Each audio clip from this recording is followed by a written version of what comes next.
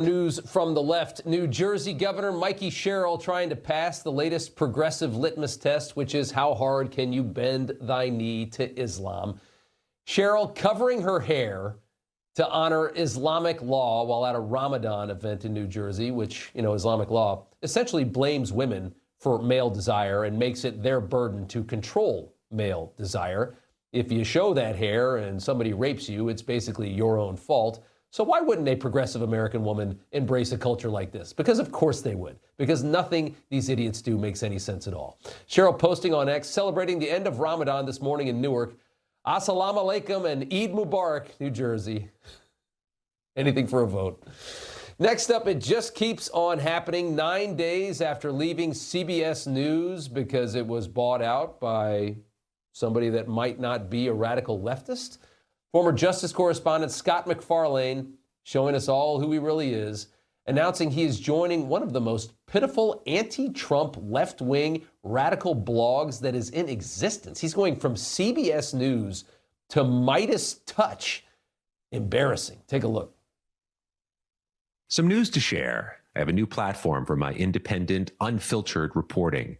Effective immediately, I'm chief Washington correspondent for the Midas Touch Network. And the Midas Touch and I share this same North Star of communicating, that when you have news to break or something important to explain, just get to it. Now, I'm not an opinionist. I'm not an editorialist. I'm far from a politician. I'm an enterprise reporter.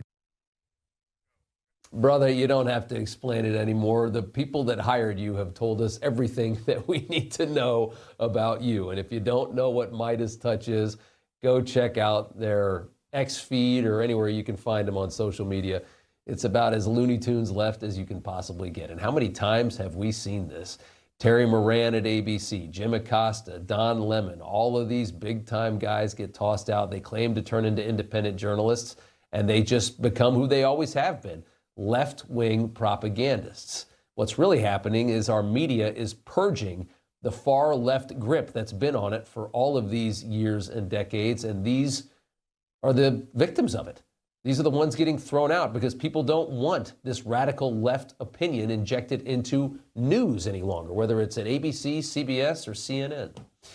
And finally, a disgraceful Variety opinion piece on the death of Chuck Norris, which was a sad one. He was a cool guy. Column arguing the late Chuck Norris's film legacy was overshadowed by his politics, saying that the roles he played throughout his career were centered on a Lone Ranger who takes the law into his own hands and is difficult to perceive in today's political climate.